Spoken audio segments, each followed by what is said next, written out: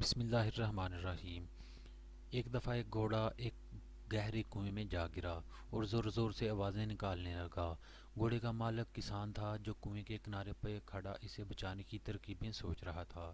جب اسے کوئی طریقہ نہیں سوجا تو ہار مان کر دل کو تسلی دینے لگا کہ گھوڑا تو اب بوڑھا ہو چکا ہے، وہ اب میرے کام کا بھی نہیں رہا، چلو اسے یوں ہی چھوڑ دیتے ہیں، اور کنویں کو بھی آخر کسی دن بند کرنا ہی پڑے گا، اس لیے اسے بچا کر بھی کوئی خاص فائدہ نہیں۔ یہ سوچ کر اس نے اپنے پڑوسیوں کی مدد لی اور کنواں بند کرنا شروع کر دیا۔ سب کے ہاتھ میں ایک ایک بیلچہ تھا جس سے وہ مٹی، بجری اور کوڑا کرکٹ کنویں میں ڈال رہے تھے۔ بوڑھا اس صورتحال سے بہت پریشان ہوا۔ اس نے اور تیز آواز نکالنا شروع کر دی۔ کچھ ہی لمحے بعد گھوڑا بالکل خاموش سا ہو گیا۔ جب کسان نے کنویں میں جھانکا تو یہ دیکھ کر حیران رہ گیا کہ جب جب گھوڑے کے اوپر مٹی اور کچرا پھینکا جاتا ہے تب تب وہ اسے جھٹک کر اپنے جسم سے نیچے گرا دیتا ہے اور پھر گری ہوئی مٹی پر کھڑا ہو جاتا ہے۔ یہ سلسلہ کافی دیر تک چلتا رہا۔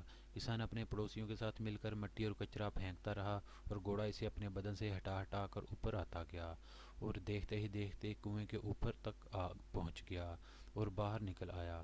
یہ منظر دیکھ کر کسان اور اس کے پڑوسی سکتے میں پڑ گئے۔ ان کی حیرانی قابل دید تھی۔ اس غیر متوقع نتیجے پر وہ گھوڑے سے بھی بڑھ کر مجسمہ حیرت بنے ہوئے تھے۔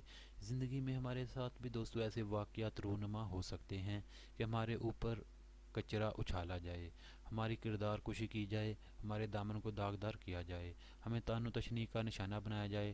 یقین گندگی کے اس گڑھے سے بچنے کا طریقہ یہ نہیں کہ ہم ان غلاظتوں کی تہہ میں دفن ہو کر رہ جائیں، بلکہ ہمیں بھی ان بیکار کی چیزوں کا مقابلہ کرتے ہوئے اوپر کی طرف اور آگے کی سمت بڑھتے رہنا چاہیے۔ زندگی میں ہمیں جو بھی مشکلات پیش آتی ہیں وہ پتھروں کی طرح ہوتی ہیں، مگر یہ ہماری عقل پر منحصر ہے کہ آیا ہم ہار مان کر ان کے نیچے دب جائیں یا ان کے اوپر چڑھ کر مشکل کے کنویں سے باہر نکل آنے کی ترکیب کریں۔ خاک ڈالنے والے ڈالتے رہیں گے مگر پرعزم انسان اپنا راستہ کبھی نہیں بدلتے۔